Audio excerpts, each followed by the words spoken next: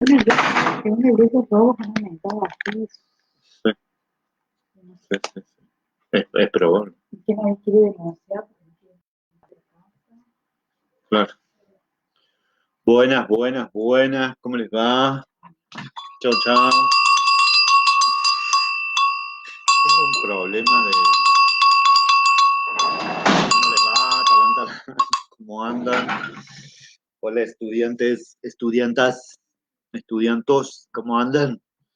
¿Cómo están? Miércoles, tarde de miércoles. Un día precioso. Precioso. Estoy en el patio haciendo trabajos de jardinería antes de que nos veamos acá. ¿Cómo les va? ¿Cómo les va? Hola, Mara. ¿Cómo andan, che? ¿Cómo están? ¿Eh? ¿Cómo van llevando la larga cuarentena? Que ya es más de cuarentena, ¿no? Es el 16, vamos al día del animado. Saluden a los pichichos, gatos y todo tipo de bestia que tengan cerca. ¿Eh? Bueno, mi nombre es Andrés Urrutia, yo soy profe del CEFRAM, profe de Psicología de la Adultez, la CENESCTUT, de la Universidad Nacional de Córdoba y la Universidad Católica de Córdoba. ¿Cómo va? Mili, a ver, bueno, ¿cómo están? ¿Eh? ¿Cómo andan? Acá estamos, ¿eh? De nuevo en la lucha. Bueno, son las y 11, sé que vamos a empezar. Nosotros veníamos en la clase anterior hablando de Erik Erikson, y esta va a ser la última clase de Erik Erikson, porque después tienen un seminario que ya lo produjo, lo hizo y lo grabó el profesor Gastón Moisés Pané, donde van a profundizar más aún la teoría psicosocial de Erikson. Entonces, eh, hoy vamos a hacer esa presentación teórica, que por supuesto va a ser una parte importante de lo que demos y evaluemos en el primer cuatrimestre. ¿Mm? Nosotros habíamos visto con Erickson básicamente hasta la crisis de la generatividad. La crisis de la generatividad es caracterizada por el desafío que nos pone entre una orilla, el estancamiento, y la otra, el producir cuidados, guía y acompañar a las generaciones más jóvenes en su desarrollo y también en la búsqueda de su autonomía.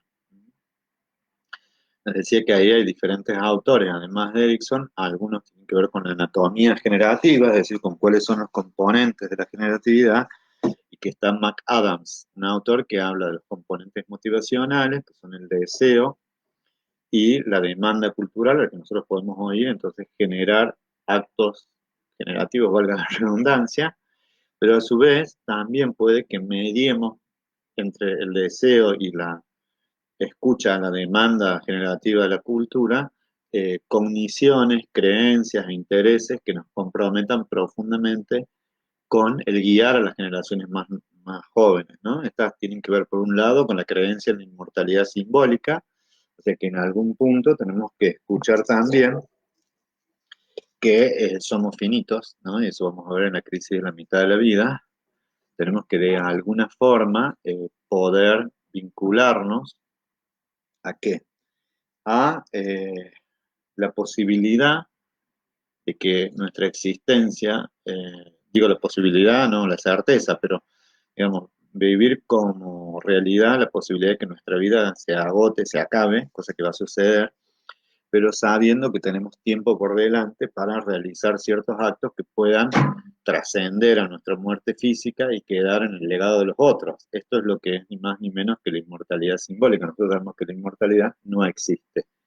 Simplemente, en términos físicos, lo que damos lugar es a concebir la muerte, pero a su vez concebir que hay acciones que trascienden o que sobrepasan esto. Y también les había dicho que otra creencia que es muy importante es la creencia en la bondad de la especie.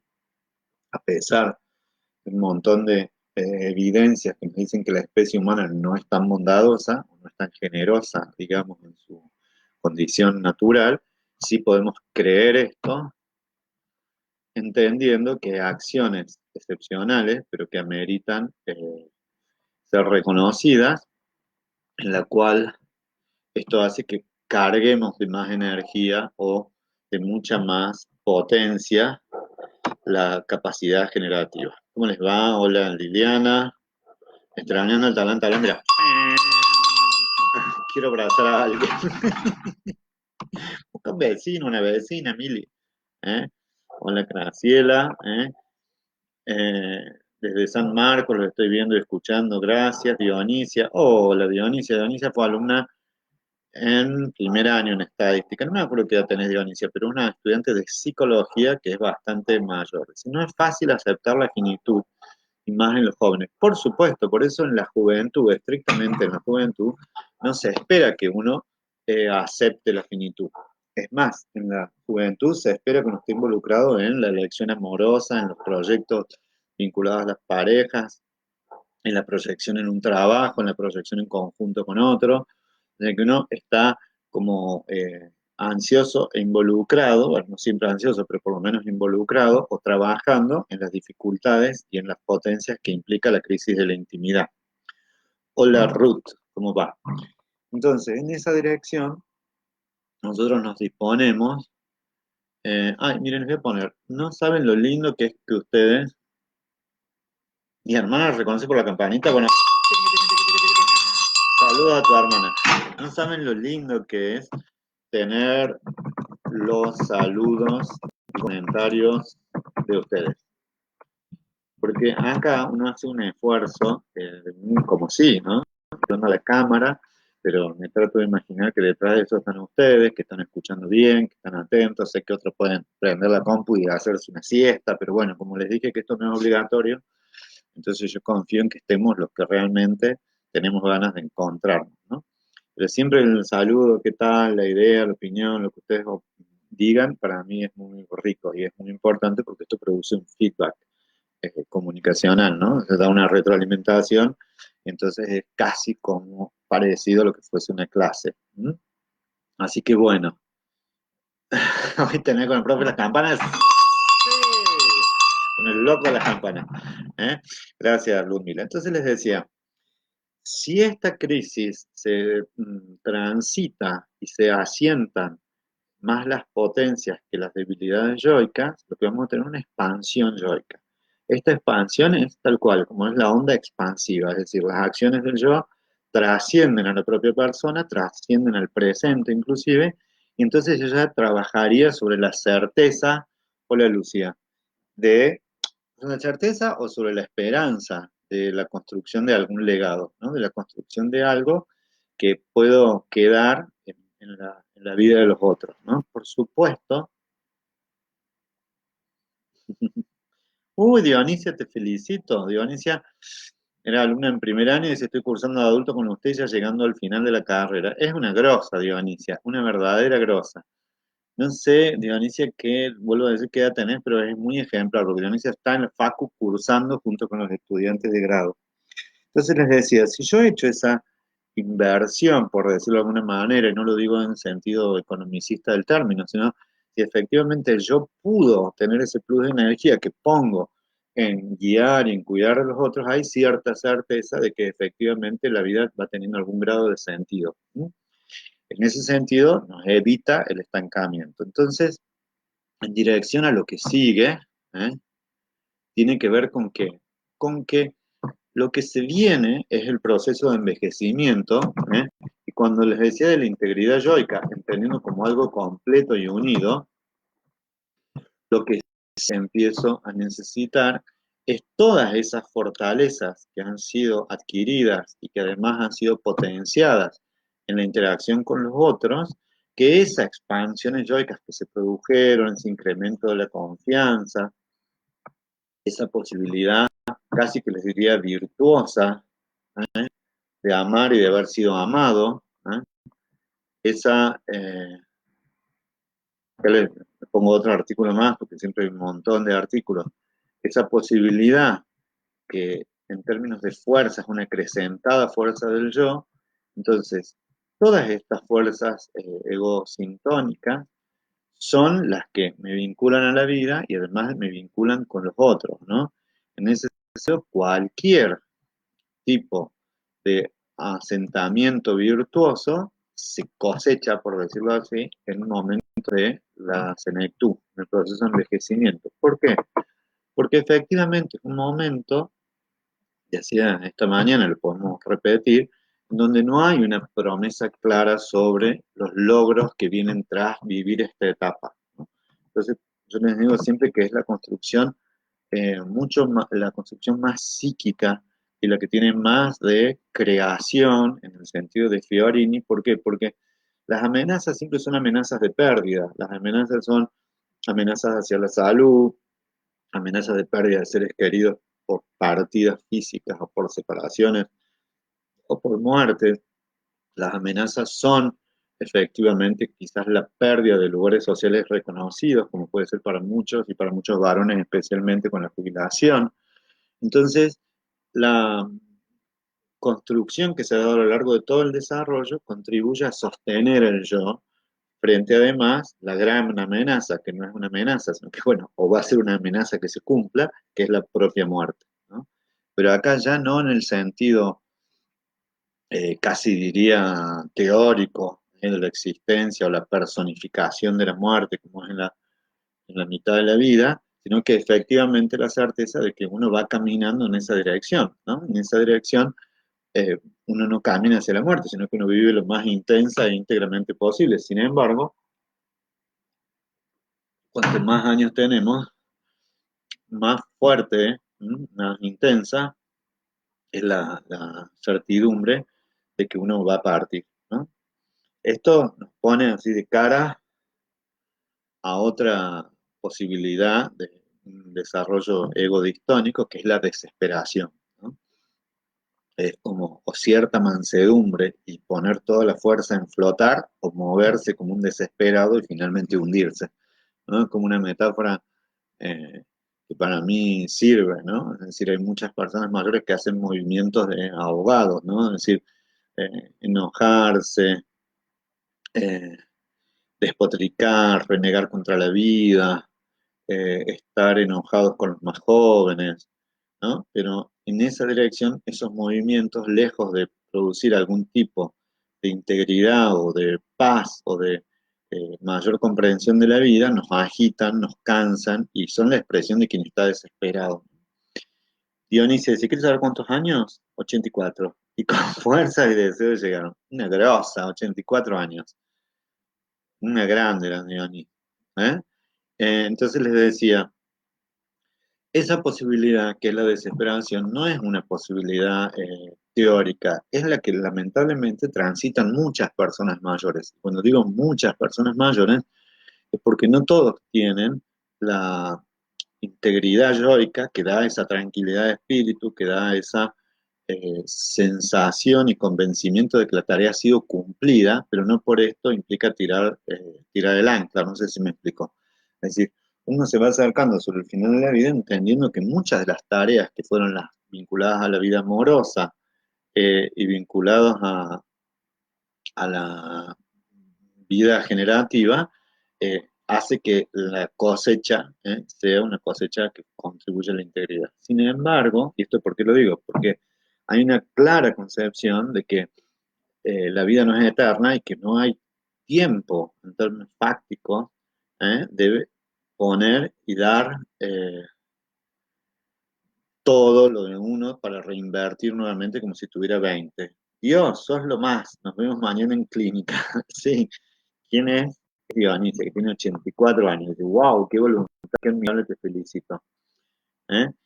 Ah, sí, hoy terminamos con el seminario del amor. Cada tanto van preguntando cosas. Entonces tengo que anotarme en qué estamos. ¿Eh? Eh, Dice Lucía, a ver si lo puedo leer, ver más. Profe, la sociedad también nos posiciona en ese estatus de estancamiento a través de los prejuicios que existen en todas las pérdidas que se basan en la vejez, desvalorizando el potencial de sabiduría o de experiencia vivida que pueden transmitir las nuevas generaciones. Sí, Es tal cual, o sea, así como la sociedad apuesta en los jóvenes para que se enamoren, establezcan pareja, entonces te dicen para cuándo los confites y qué hacemos, etcétera, como hay apuestas que después pueden ser presiones hacia la vida amorosa y después hacia la vida productiva, el producir y trabajar, las apuestas sociales hacia el envejecimiento son pocas, ¿no? O sea, eh, entonces por ahí las propias apuestas, les decía, tienen que ver con más bien metas de integridad, metas de mantenimiento, es decir, no depender de los otros, no tener que ser una carga por otra persona. Entonces es importante, y eso sí habla de yo fuertes, fortalecidos, sumamente íntegros, las personas que establecen también metas que tienen que ver con el encuentro de los otros, que tienen que ver con el estudio, que tienen que ver con trascender también, y no quiere decir que no lo incluya, pero también trascender a la vida familiar y a la vida y a los roles familiares como la paternidad, la maternidad o la abuelidad. Entonces, esto implica que la integridad yoica implica mirar hacia atrás y encontrar un reconocimiento propio. Una de las tareas de la sabiduría es la revisión de vida, la revisión espiritual. Una de las tareas básicas es reencontrarse con uno mismo, entendiendo lo que dice Erickson, que es muy importante, que el destino de lo que uno ha vivido es aquello que se pudo vivir y no otro, ¿no? Vieron por algo, gente mayor, quizás ustedes son muy jóvenes, pero la gente mayor les gusta tanto esta canción que dice A mi manera, ¿por qué? Porque básicamente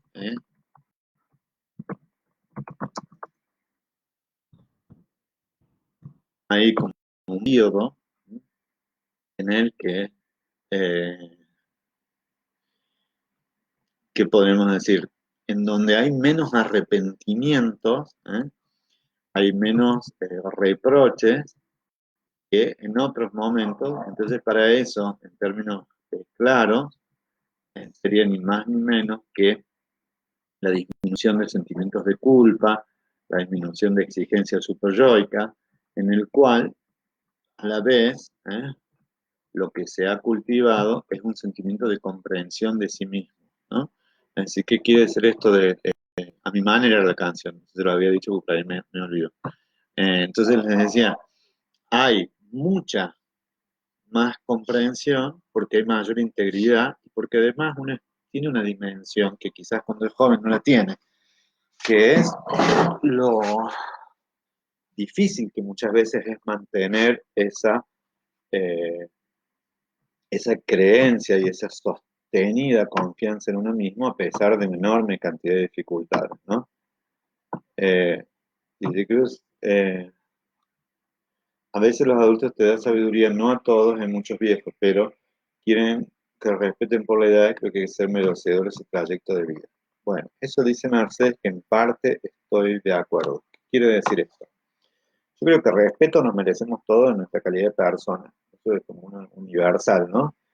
Pero sí me centraría en decir lo siguiente, que la sabiduría no es una conquista que venga siempre asociada a la edad. En términos particulares, en términos específicos, la sabiduría es una construcción que es cognitiva y que a su vez es emocional. O sea, hay personas que transitan la vida desarrollando múltiples aprendizajes y que además esas capacidades de aprendizaje, ya lo vamos a ver en su momento cuando veamos el capítulo de sabiduría, en esos aprendizajes uno puede ir desarrollando cierto tipo de pensamiento, ya lo vamos a ver, el pensamiento dialéctico, relativista, en donde hay no solamente una expansión emocional, sino también un desarrollo cumbre y excepcional de las capacidades cognitivas.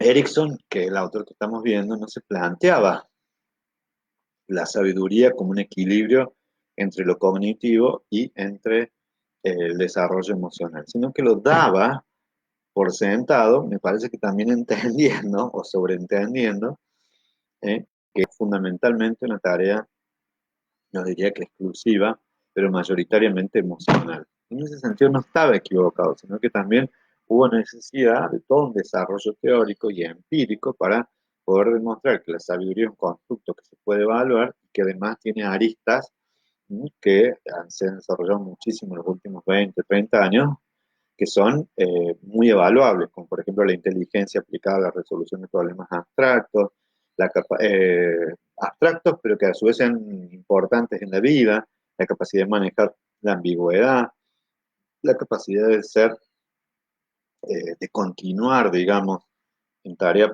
post-generativas, como por ejemplo guiar una institución, saber y dar consejos, o sea, hay muchas funciones vinculadas a la sabiduría. Por lo tanto, en términos de Erickson, la sabiduría sí aporta, en un sentido claro, eh,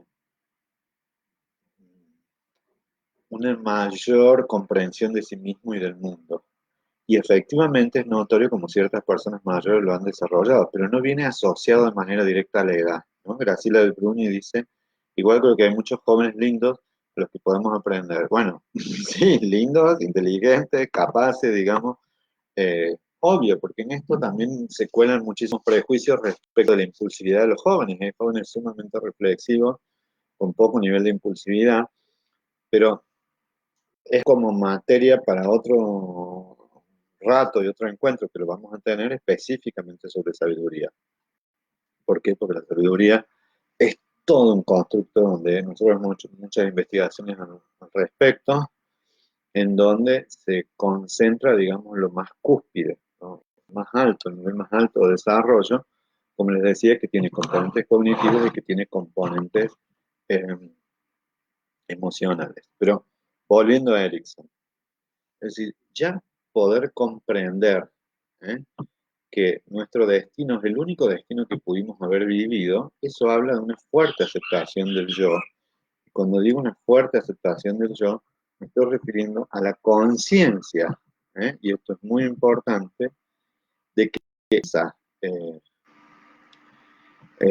capacidad excepcional para comprender implica también haber procesado no solo la finitud de la vida, sino también la finitud de las propias potencias, ¿no? ¿Qué quiere decir esto?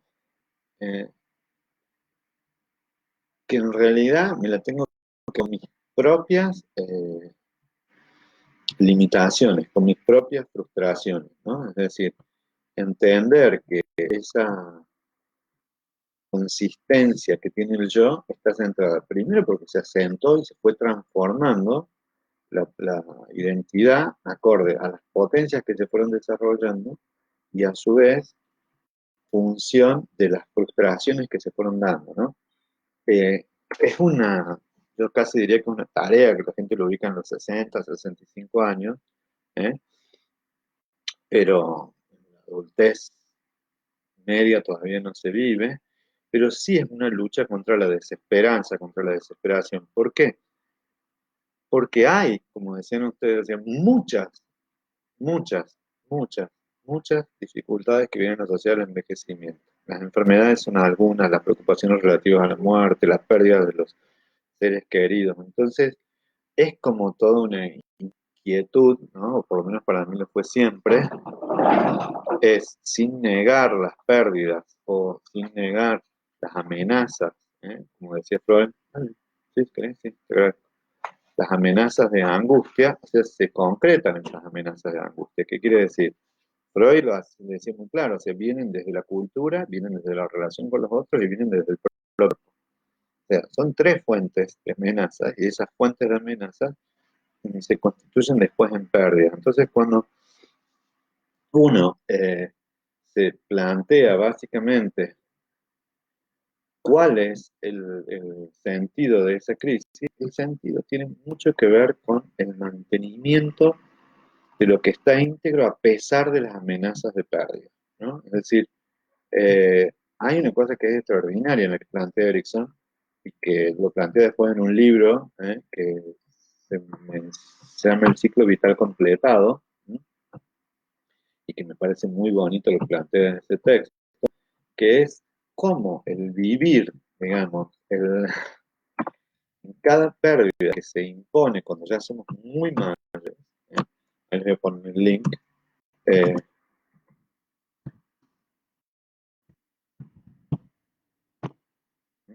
a ver si lo encontramos ahí, sí, lo tengo, ¿eh? En ese momento se pone en juego frente a cada pérdida nueve de la integridad yoica. ¿Y esto qué quiere decir? ¿Mm? Eh, que en realidad lo que nos está manifestando es que si hay una amenaza, ¿eh?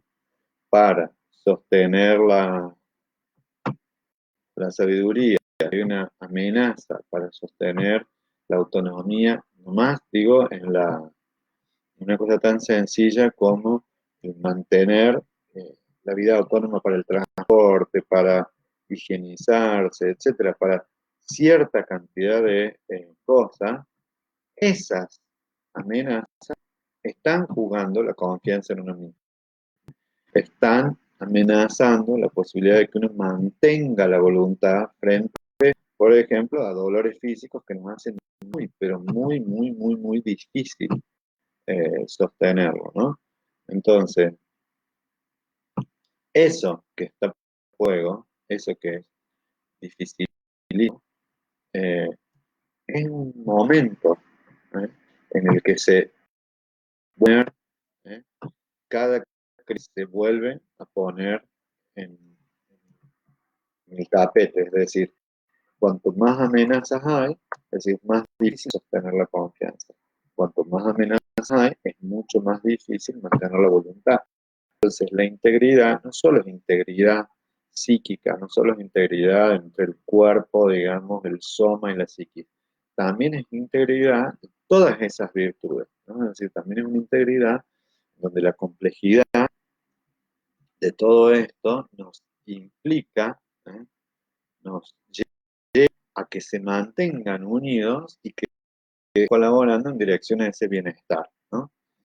Eh, Siempre les decía que ¿qué es lo primero que uno puede ver o donde uno está comprometido? En que hay diferentes tipos, acá les dejo el link para el que quiera, eh, que hay diferentes tipos de posiciones desesperadas. ¿Qué quiere decir? Que pueden acceder de manera virtual al documento de Erickson, se llama El ciclo vital completado, ¿no? Para que les interese leer más. Es un muy buen libro que él lo escribe con su esposa, creo. Ya no me acuerdo el año, pero me parece que lo escribe cuando era bastante viejo. No puedo precisar el año, pero lo voy a chusmear. Eh, si yo pudiera darme cuenta. Bueno, pero en los años 80, no sé si en el 85, por ahí, o sea, es uno de los últimos desarrollos que tiene él, ¿no? Entonces, ahí tiene un acceso libre, entendiendo, yo creo que la mayoría de los libros debieran ser de acceso libre, si bien partiría el negocio de muchas editoriales, pero bueno, les decía, es una revisión buenísima de la propia teoría de Erickson, pero además le suma este plus de asentarse en la propia vez y poder reflexionar su propia teoría cuando ya él está grande, ¿no? Entonces, es decir, eh, hay un punto que me parece que es importantísimo, ¿eh? Que es cómo él mira su propia envejecimiento, ¿no? Entonces, cuando él dice cómo mira su propio envejecimiento, a mí me parece que también hay que ver que los mismos autores, ¿eh? También tienen la posibilidad de revisarse a sí mismos, ¿no? Entonces, les decía, hay posiciones que están muy estudiadas que tienen que ver con la desesperación, que básicamente son como dos posiciones que se estudian en los cuestionarios, por ejemplo, de eh, integridad yoica, ¿no? O sea, ¿qué es la posición depresiva o la posición hostil frente a la propia vida y frente a los otros, ¿no? Entonces, tiene que ver mucho con esta persona muy melancólica, muy posiciones muy vinculadas al dolor, y también vinculadas al dolor de aquello que no se pudo hacer o que no se pudo construir, ¿no? Vinculado a aquello que es una debilidad yoica, no una potencia. Y otros también en este sentido como ganar el desdén, ¿no? Esto que nosotros vemos antes, ¿no? Hay las antipatías del yo, ¿no? Del retraimiento, el desdén, que puede ser también una función hasta defensiva, ¿no? En ese sentido parece mucho la agresión hacia los otros, la agresión hacia los jóvenes, la agresión hacia el mundo. Entonces también se vive el mundo de manera hostil. ¿Qué quiere decir esto?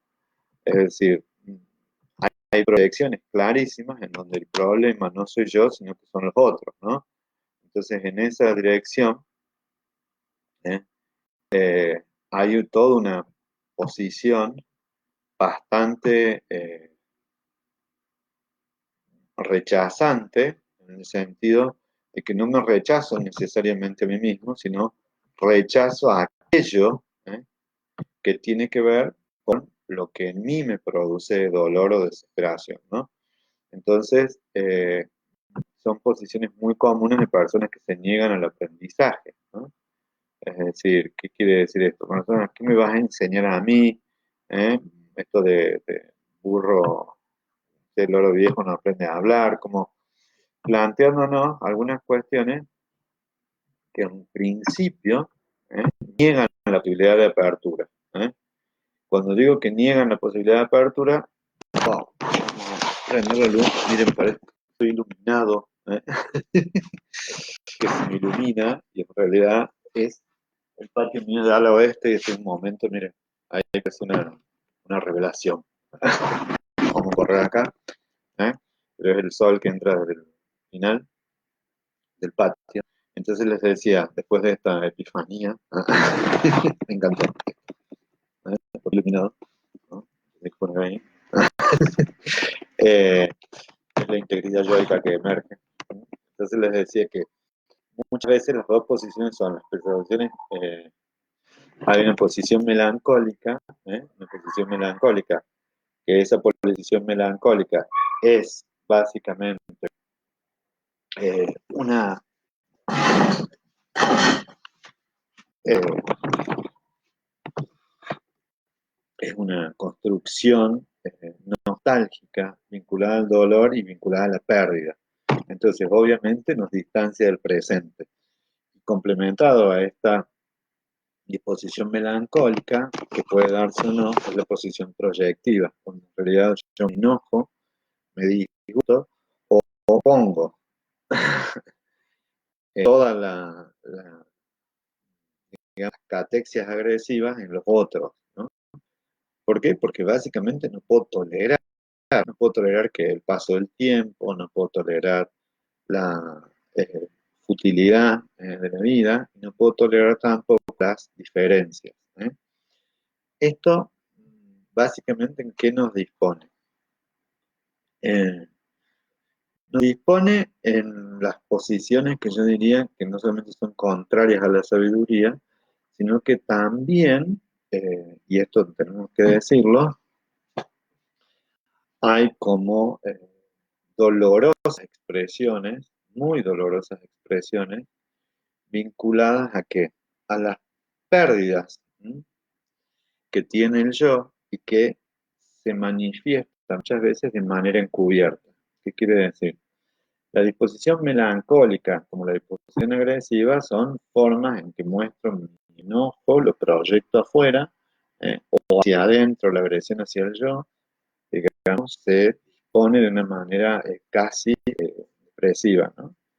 Pero muchas veces es rechazante, ¿no? Estas cosas que les decía, bueno, de que las personas no admiten ser cuidadas, reniegan de sí mismos, se descuidan en lo físico, en lo hogareño, en la vida de relaciones, pero además existe también la posibilidad de que esto no se manifieste en una forma de humor rechazante o en una forma de humor melancólico, sino que se inscriba directamente en el cuerpo, ¿no? Hay muchas personas mayores en las cuales sus expresiones de descuido, sus expresiones de tristeza o de soledad no están puestas en la palabra, no están puestas en quejas, no están puestas en expresiones directas, sino que al contrario, están transformadas directamente en dolores físicos, ¿no? Entonces, eh, hay muchas regresiones, en el sentido de que cuando nos encontramos privados, digamos, de la expresión del dolor o la expresión del enojo, entonces puede que el cuerpo sea el que expresa, digamos, esos dolores, y lo hace de manera absolutamente inconsciente, ¿no? O sea, sumado a los dolores físicos ocasionados por problemas osteoarticulares, por problemas cardiovasculares, etcétera, que también existen, son prevalentes en la vejez, otros que son modos de llamar a los otros a que atiendan al yo, ¿no? Entonces, son mediadores del vínculo que paradójicamente repercuten de manera negativa en las interacciones con las otras personas porque se cansan, ¿no? Los más jóvenes, los hijos, las hijas, las nuevas, las personas que están cuidados, ya no tienen forma de darle respuesta. Es decir, pues ya vimos al médico, vimos al gastroenterólogo, vimos a otros, ¿y qué más? Y bueno, ¿y qué más? Es lo que está anudado ahí el cuerpo, el conflicto que está atado a esa vivencia de dolor, ¿no?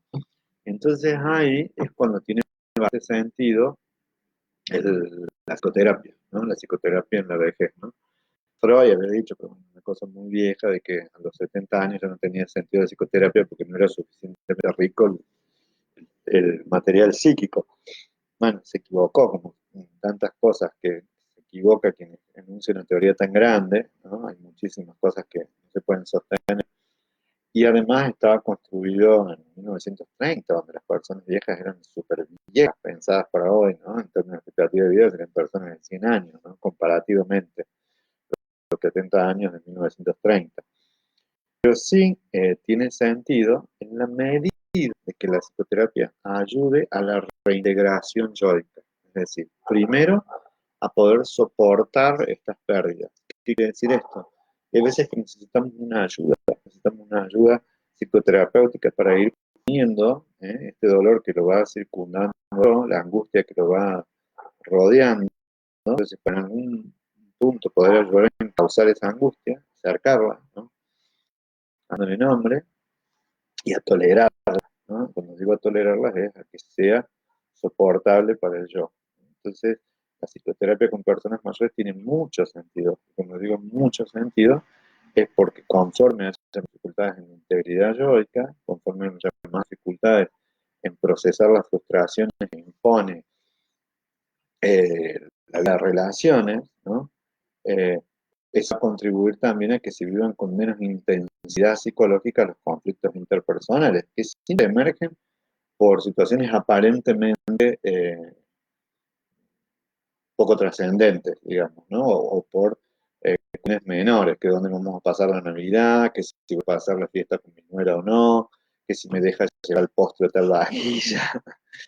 Entonces, aparecen, francamente, como eh, lugares de conflicto en el que ha sido desplazada mucha de esa energía psíquica. Y además aparecen también, eso hay que decirlo, como imposibilidades de encontrarse, casi diría que feliz y jubilosamente con los otros, ¿no?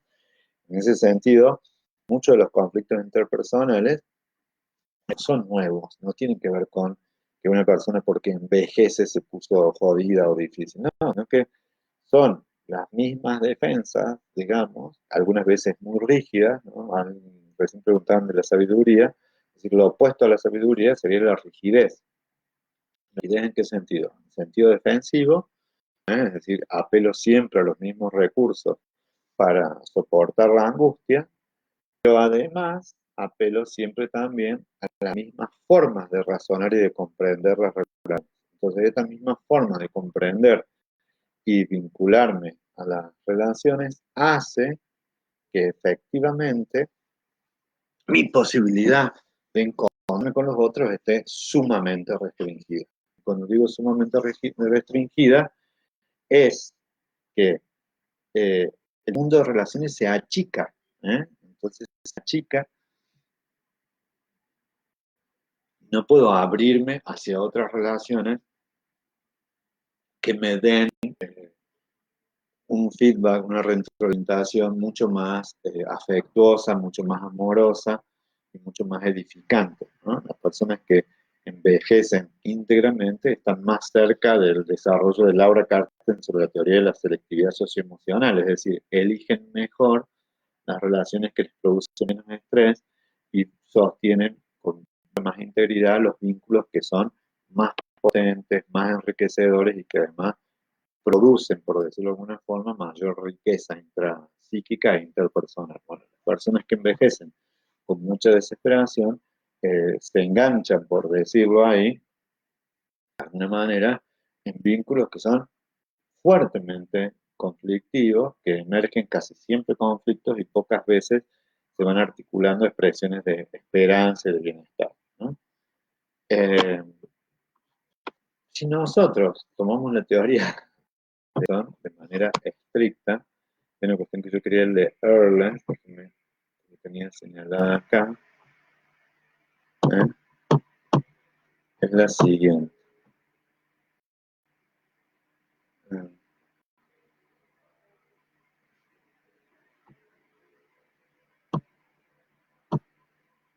Un segundo.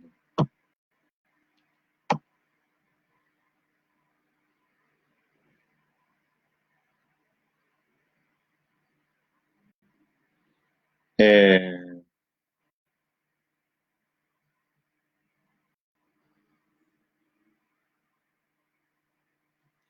¿Qué es lo siguiente? Dice, para cada estadio psicosocial ubicado como está entre uno y un radio social en expansión, o sea, un desarrollo intrapsíquico y otro social, incluimos una crisis básica, ¿no? Esto dice, durante la cual el desarrollo de un potencial cínico específico, desde la confianza básica hasta la sea. Y esto me gustaría decir, un desarrollo de un potencial sintónico, es decir, que todos tenemos esta posibilidad de que emerja, y casi que es una conciencia, el desarrollo de la integridad como la expresión máxima de ese potencial. En ese sentido, la sabiduría tendría sentido desde Erickson. Dice, debe exceder el de su antítesis distónica. Y esto es muy importante por esta concepción de exceder. O sea, en realidad en esta puja, en esta dualidad, tiene que haber una conquista. Entonces, efectivamente, el componente egosintónico de la conquista debe exceder al de la desconfianza básica, como el de la integridad a la desesperanza del vice senil. Dice, la resolución de cada crisis da por resultado la emergencia de un poder básico. Y eso es muy, muy interesante. Es un poder básico o cualidad del yo. ¿Eh? Por ejemplo, la esperanza en la niñez o la sabiduría en la vejez. Entonces, digo, cada una de estas resoluciones, si nosotros las volvemos a ver, entonces es más fácil que se desarrolle la integridad. Cuando digo más fácil, es más esperable que se desarrolle la integridad psíquica si efectivamente, y esto es lo que les decía, que la teoría tiene los dos componentes, el de la tierra y el de la acumulación. Si efectivamente se han ido acuñando, por decirlo de alguna manera, las fortalezas psíquicas o los poderes básicos o las cualidades egosintónicas. Pero tal poder simpático tiene también una contraparte antipática, el retraimiento, el desdén, ¿no? Tanto son los potenciales sintónicos y distónicos como los simpáticos y antipáticos son necesarios para la adaptación humana, porque el ser humano no comparte el destino animal de desarrollarse de acuerdo con una adaptación instintiva a un ambiente natural, circunscripto que permite una división neta e innata de reacciones positivas y negativas. Esto es muy interesante porque es el aspecto más dialéctico de lo de Erickson. O sea, no está en nosotros el destino hacia lo virtuoso, hacia lo adaptativo en el sentido biológico. Miren lo que dice después. Dice, más bien el ser humano debe ser guiado durante una larga niñez para que desarrolle pautas de reacción como el amor y la agresión, dice instintiva entre comillas, a las que pueda recurrir a una variedad de ambientes culturales ampliamente distintos en lo que respecta a tecnologías, estilos, cosmovisión, aunque cada uno sirva de la base a lo que Hartman ha llamado las condiciones esperables del promedio. ¿Qué quiere decir? Que en realidad estas fortalezas se van a poner siempre, ¿eh? Se van a poner siempre en tensión en diferentes momentos del desarrollo. Y eso es como muy interesante, porque si nosotros decimos que se van a poner siempre, ya de por sí hay como una, casi les diría que como una vivencia, que se va a reeditar y que se va a poner nuevamente en jaque, y en tensión en un momento próximo del desarrollo, ¿no? Entonces, siempre hay posibilidades, y esto me parece que es interesante, que emerjan los componentes egosintónicos y los componentes egodistónicos. Miren, vamos a poner un ejemplo que es muy concreto, ¿no? Es muy difícil que en esta cuarentena, por ejemplo, solo emerjan los componentes egosintónicos, o sea, que solamente emerja la esperanza, la voluntad, la laboriosidad, el amor, las expresiones de cuidado. Es deseable que emerjan, pero pueden convivir con momentos y situaciones de desesperanza, de exclusión, de retraimiento, con momentos de mucha rigidez o necedad. Y eso no quiere decir que el yo es inmaduro, está desbalanceado, sino que efectivamente ambas condiciones, las egodistónicas y las egosintónicas, conviven. Siempre es deseable que hayan ganado, por decirlo de una forma, la integridad versus la desesperación, pero es esperable que haya momentos en que estemos desesperados, es esperable que haya momentos en que perdamos la esperanza. Lo deseable es que lo podamos recuperar. Me parece que fuera una teoría de la heroicidad yoica, ¿no? O sea, donde lo único que vale o que se contempla es la adquisición de estas virtudes, ¿no? Entonces, hay que decir también que van a aparecer momentos de inhibición, momentos de desesperación. Les diría que prácticamente, a lo largo de toda la vida, es decir, va a aparecer momentos en donde esas fortalezas parece que no existieran. No sé si me explico, parece que nos hubieran abandonado, ¿no? Pero en esos momentos, se va generando una síntesis yoica, ¿no? Miren, les voy a dar, dice, la síntesis yoica y el etos comunal juntos tienden a apoyar una cierta medida de tendencias sintónicas y simpáticas, mientras intentan acomodar a algunas distónicas y antipáticas en la gran variabilidad de la dinámica humana. Pero estas tendencias, perdón, distónicas y antipáticas se mantienen como una amenaza constante para el orden individual y social, por lo cual, en el curso de las historias, los sistemas inclusivos de creencias, religiones, ideologías, teorías cósmicas han intentado universalizar las tendencias humanas simpáticas, haciéndolas aplicables a la combinación más amplia de participantes meritorios. Eh, bien, es ver. Tales sistemas de creencias se convierten a su vez en una parte esencial del desarrollo para cada individuo, en tantos suetos que pone en actos, maneras, costumbres y actitudes e ideas morales. Esto es muy importante, nos va a dar pie para que más entendamos por qué esta psicología, que es una psicología del yo, va a ser también como la base de lo que se supone que es la acción intencional del yo. Es decir,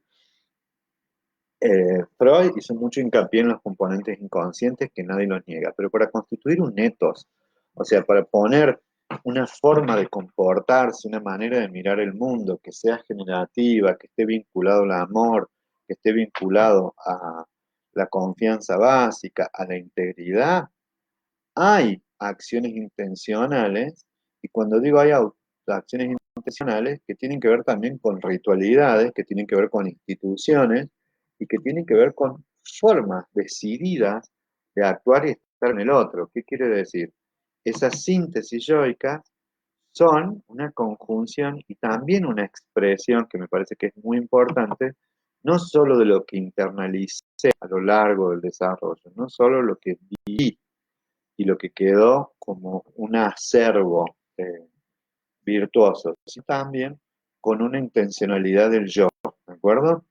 Una intencionalidad del yo y también un modo de vivir las relaciones. Erickson dice algo muy bonito, eh, y se los voy a leer porque me parece que es sumamente bonito. Debemos depender de la ciencia social para la explicación de la manera en que determinados sistemas y periodos, individuos, líderes y también élites y grupos de poder se esfuerzan por preservar, renovar o reemplazar el etos universal vigente, la vida productiva política y del modo en que tienden a apoyar los potenciales generativos en los adultos y la disposición para el crecimiento y el desarrollo de los que están creciendo. ¿Qué quiere decir? Que también hay momentos históricos, épocas y situaciones donde es más fácil, por decirlo de alguna forma, acrecentar y sostener la confianza básica, promover y tener confianza en la integridad, ¿sí? Estar mirando que es posible la esperanza colectiva, y de ahí que él, por ejemplo, toma y se ha logrado sugerir en el enfoque de vidas que son ejemplares, como por ejemplo líderes como Martin Lutero, el Mahatma Gandhi, en donde lograron, esto es textual de Erickson, traducir sus conflictos personales en métodos de renovación espiritual, política en la vida de los grandes contingentes de sus contemporáneos, ¿no? Y esto me parece importante, o sea, no quedamos solo en la dimensión psíquica, no quedamos solo en la dimensión interpersonal, sino también pensarlo desde la dimensión sociopolítica, de la dimensión que nos vincula a entender que el trayecto y el recorrido de la vida está totalmente atado a la vida de las demás personas, ¿no? Esto explica por qué hay alguna gente y no otra que se involucra en cualquier momento de la vida, en un voluntariado, en la vida política, en que no todo el tiempo está descreyendo, ¿no?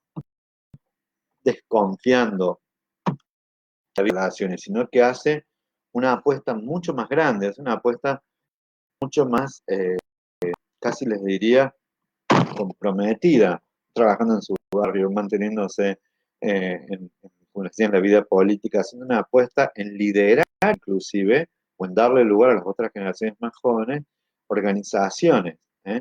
Y cuando digo esto, es decir, que tienen ese plus de energía psíquica, ese plus de energía, eh, de energía puesta en las relaciones interpersonales, porque sin negar las condiciones egodistónicas, pueden renovar la confianza en el mundo, pueden transmitir y contagiar esa confianza en momentos de incertidumbre o de zozobra, son capaces de accionar cuando quizás otras personas están inhibidas, es posible que mantengan una mirada en un horizonte porque tienen ciertas creencias o ciertos convencimientos que el común de la gente no tiene, y esto explica la excepcionalidad en términos de generatividad y sabiduría, ¿no?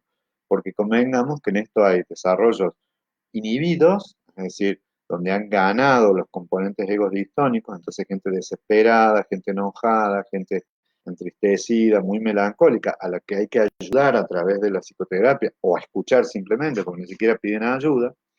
Otros que se manejan más convencionalmente, de manera más ordinaria, sin mencionar la palabra ordinaria como una desvalorización, sino como algo común, y algunos excepcionalmente que en todos los momentos pudieron desarrollar alguna excepcionalidad. ¿Qué quiere decir? Pudieron hacer ampliamente generativa su trayectoria de vida, cubrir, digamos, las expectativas propias y las de cuidado y necesidades de cuidado de muchas otras personas. Entonces, en esa dirección excepcional también hay un recorrido en la vejez que puede ser excepcionalmente íntegro. Pero excepcionalmente íntegro no quiere decir que no han vivido una cantidad de momentos, de situaciones, de desequilibrios donde uno pierde fe, donde uno puede perder la confianza, donde uno no tiene más voluntad, se pone un poco laborioso, ya quiere tirar los guantes, siente que pierde la confianza en el mundo, se pregunta si tiene sentido, porque si no estaríamos haciendo solo una teoría sobre el virtuosismo humano. Y efectivamente, a mí me interesa mucho la capacidad de Erickson de sintetizar las tensiones entre estos polos. No se trata solo de lo virtuoso, sino que quizás también lo virtuoso esté en la capacidad de las personas de reponerse, de salir adelante y de poder con sus propias debilidades yoicas, con sus propias, con nuestras propias, digamos, componentes egodistónicos que coexisten, ¿no? Entonces, ese virtuosismo del desarrollo no es tal, sino más bien, como les decía antes, me parece que lo interesante es cómo las personas podemos a pesar de esas amenazas que tiene nuestro desarrollo, amenazas a la integridad, amenazas a nuestra generatividad, ir con el tiempo dando lugar a que emerjan estas constituciones mucho más vinculadas a un etos, porque esto me parece que es importante, una conciencia de saber qué es lo que queremos para nosotros mismos y para el mundo, cómo queremos dejarlo, cómo lo hemos encontrado y qué esperamos que quede de nosotros, ¿no? Ese es el sentido más fuerte de la identidad, ¿no? Y de la reflexión. Esto me parece que ha sido todo por hoy, para alumnos de la Universidad Nacional de Córdoba, de Adultos de Salud. Van a tener un seminario que dicta Gastón sobre la teoría de Erickson, que va a profundizar un poco más lo que ya venimos viendo. ¿De acuerdo? Ya la semana que viene, les decía, vamos a ir trabajando la crisis de la mitad de la vida. Y después iremos haciendo algunas síntesis más parciales. Y ahora, como son, ¿qué hora es? Las 18:05, las 18:05, entonces vamos a cortar esta conversación porque en 5 minutos más, vamos a 5, 10, vamos a llegar a sobre el amor. ¿Eh? ¿Es en vivo por Face? Mili, ¿qué cosas en vivo por Face? ¿Lo de Gastón? No, Gastón tiene muchas dificultades de hacer vivo porque no tiene buena conectividad a internet donde vive. No puede hacer el vivo porque donde vive no hay buena conectividad. Entonces los ha grabado los seminarios. Pero bueno, salen programados en Facebook. Después uno los puede volver a ver, si es eso lo que pregunta. Pero la clase que sigue ahora, sí. Así que bueno, para quienes no sigan, besos, adiós, nos vemos, estamos en un rato, y nos vemos en un rato. Como dice el dicho, nos vemos en un ratito. Eh, gracias. Oh, qué rico. Miren el café batido que me... Ah, lo bato, lo bato, lo bato. ¿Qué? ¿Qué es? Café. Qué rico, que tiene canela. Qué buenas. ¿Tiene leche? Miren, canela. Bueno, nos vemos en un ratito. Adiós. Muchísimas gracias por estar. Besos. Adiós.